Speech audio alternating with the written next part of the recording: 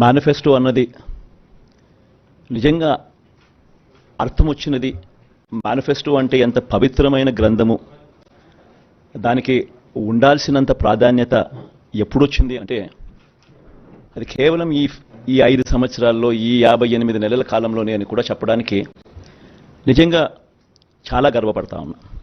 ఎందుకంటే గతంలో అంతా మనం చూసేవాళ్ళం, మేనిఫెస్టోలు అంటూ చెప్పేవాళ్ళు ఎన్నికలప్పుడు రంగురంగుల కాగితాలతో, రంగురంగుల ఆశలతో, రంగురంగుల అబద్ధాలకు రెక్కలు తొడిగి ఒక డాక్యుమెంట్ని ఇలా చూపించేవాళ్ళు. ఎన్నికలు అయిపోయిన తర్వాత ఆ డాక్యుమెంట్ ఎక్కడుంది అని ఎవరైనా వెతికినా కూడా కనపడని పరిస్థితి.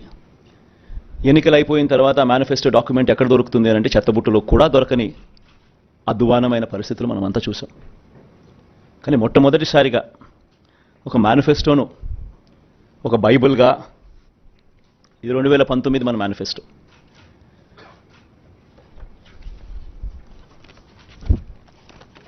ఈ మాదిరిగా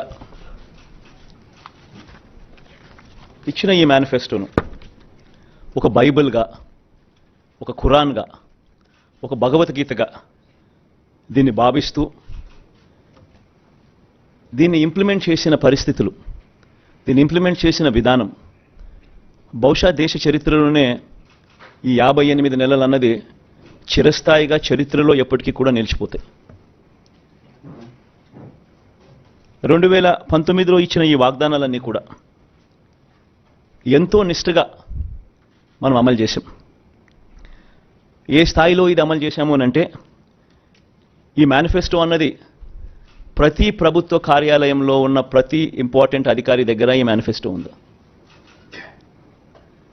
ఏ స్థాయిలో ఇది అమలు చేశాము అనంటే, ఈ మేనిఫెస్టో అన్నది రాష్ట్రంలో ఉన్న ప్రతి ఇంట్లో కూడా ఉంది. అంటే అన్నిసార్లు ఈ మేనిఫెస్టో వాళ్ళ ఇళ్ళకు పంపించాం.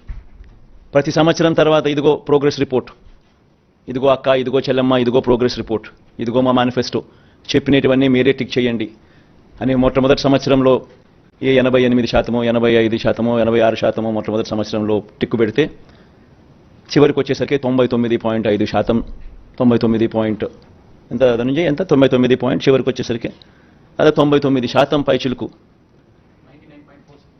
99% పైచిలుకు మేనిఫెస్టోను మనం ఇంప్లిమెంట్ చేసి ప్రజల చేతుల్లో ఇచ్చిన పరిస్థితి. ఇలా ఈ మేనిఫెస్టోను ప్రతి ఇంట్లో